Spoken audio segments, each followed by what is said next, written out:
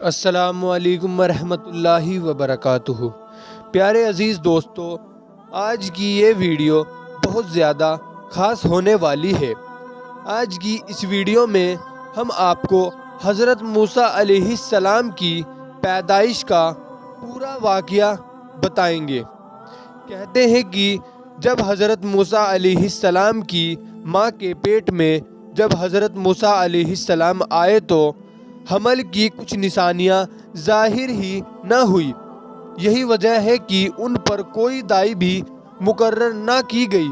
جب حضرت موسیٰ علیہ السلام پیدا ہوئے تو ان کی ماں نے ایک تابوت بنوایا۔ پھر حضرت موسیٰ علیہ السلام کو آنکھوں میں سرما لگایا، پھر تابوت میں فرش بچھا کر اس میں ڈال دیا۔ تابوت کی دراڑوں کو روغن قیر سے مضبوط کر کے انہیں نیل ندی میں ڈال دیا۔ نقل کیا جاتا ہے کہ فرعون کی بیٹی داغ کے مرض کی شکار تھی۔ جب ڈاکٹر اس کی دوا دارو کرتے کرتے تھک گئے، ان کا کہنا تھا یہ مرض اس وقت ٹھیک ہوگا جب کہ اس جاندار کے منہ کا تھوک اس پر لگا دیا جائے جو تمہارے زمانے میں دریا سے نکلے گا۔ حضرت موسیٰ علیہ السلام کی ماں نے صندوق کو نیل ندی میں ڈال دیا۔ وہ صندوق بہتا ہوا ٹھیک فرعون کے محل کے پیڑوں کے پاس پہنچ گیا۔ لوگوں نے اسے دیکھا تو نکال لیا۔ اس کا منہ کھولا گیا تو اس میں سے ایک خوبصورت بچہ نکلا جو اپنے انگوٹھے سے دودھ پی رہا تھا۔ فرعون کی بیٹی نے اس کا تھوڑا سا تھوک اپنے سفید داغ پر لگا لیا، وہ چنگی ہو گئی۔ اس نے فٹ اس بچے کا نام موسیٰ رکھ دیا کہ اس کی زبان میں موسیٰ پانی اور پیڑ کو کہتے ہیں۔ اللہ تعالیٰ کی یہ کیسی مہربانی تھی کہ اس نے حضرت موسیٰ علیہ السلام کو کہاں لے جا کر پناہ دی۔ ہوا یہ ہے کہ فرعون اور آسیہ کے دل میں اس بچے کے لیے محبت پیدا ہو گئی۔ درباریوں نے فرعون کو خبردار بھی کیا کہ یہ وہی لڑکا ہے جو ملک کی سلطنت کے لیے خطرہ گنے گا۔ اس کے قتل میں ایک گھڑی کے لیے بھی دیر نہ کی جائے۔ فرعون بچے کو قتل کرنے کے لیے تیار ہو گیا، مگر گھر والی کو حضرت موسیٰ سے ایسا لگاؤ ہو گیا تھا کہ انہوں نے صاف منع کر دیا کہ اسے قتل مت کرو، یہ ہم کو نفع دے گا اور یہ تو اتنا خوبصورت ہے کہ اسے ہم بیٹا بنائیں گے۔ فرعون کو ان کی بات ماننی ہی پڑی۔ پھر حضرت موسیٰ علیہ السلام کو دودھ پلانے والی دائی کی ضرورت پڑی، اس لیے کہ وہ کسی اور عورت کا دودھ بھی نہیں پی رہے تھے۔ دائی کی حیثیت سے جب ان کی ماں بلوائی گئی تو انہوں نے بڑے چاؤ سے دودھ پینا شروع کر دیا۔ آسیہ نے ان کی نوکری مقرر کر کے حضرت موسیٰ علیہ السلام کو ان کے حوالے کر دیا اور کہا کہ ایک ہفتے میں ایک بار محل میں ان کو لایا کرے۔ اللہ کی کیسی مہربانی تھی کہ حضرت موسیٰ علیہ السلام لوٹ پھر کر اپنی ماں کے ہی گود میں پلنے بڑھنے لگے۔ جب حضرت موسیٰ علیہ السلام 1 سال کے ہو گئے تو آسیہ فرعون کے پاس لے گئی۔ فرعون نے انہیں اپنی گود میں بٹھایا اور پیار کرنے لگا۔ حضرت موسیٰ علیہ السلام نے زور سے داڑھی پکڑ کر جو کھینچی تو اس کے کئی بال اکھڑ گئے۔ حضرت موسیٰ ہنس پڑے۔ فرعون کو غصہ آ گیا۔ اس نے حضرت موسیٰ علیہ السلام کا قتل کا حکم دے دیا۔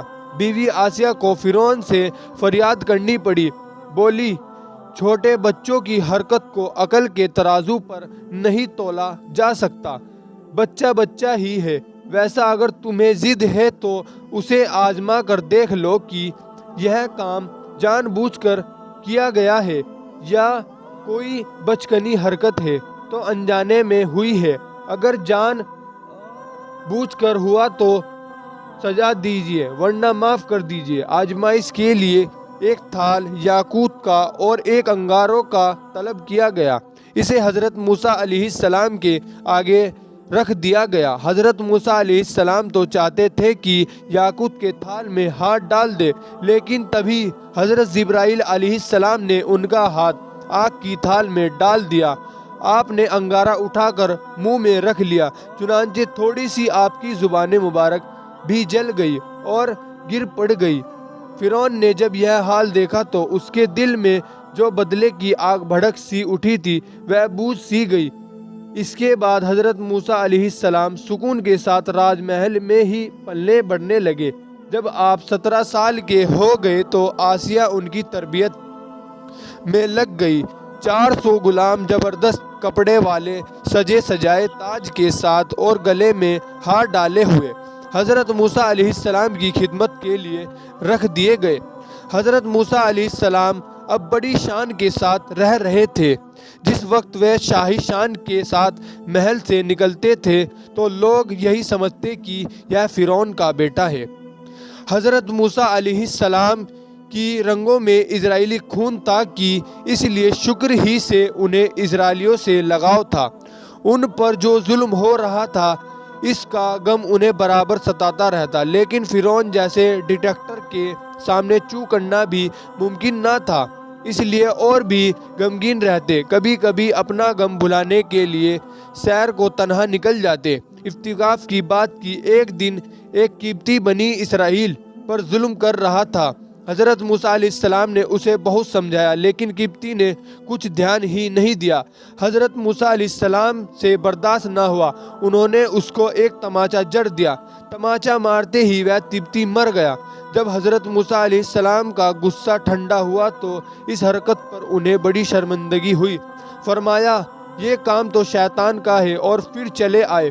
دوسرے دن پھر عادت کے مطابق سیر کو نکلے۔ اس بار وہی بنی اسرائیل دوسرے سے جھگڑ رہا تھا۔ بنی اسرائیل کو حضرت موسیٰ نے زور سے جھگڑنا اور معاملہ رفع دفع کرنا چاہا۔